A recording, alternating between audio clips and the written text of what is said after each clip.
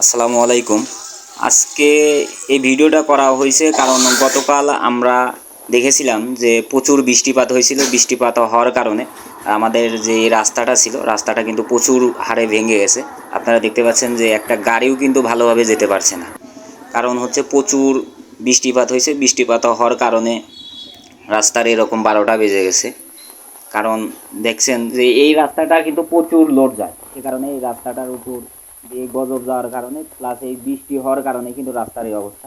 যাই হোক, আজকে আমাদের গ্রামের কিছু বড় ভাই আছে, চাচা আছে, সবার উদ্যোগে এই রাস্তাটা মেরামত করা হয়েছে। কারণ যে দেখা গেছে যে এই রাস্তাটা হচ্ছে আমাদের যে চলাচলের জন্য একটা অন্যতম মাধ্যম। সেখানে অনেকেই কাজ করার জন্য এগিয়ে আসছে।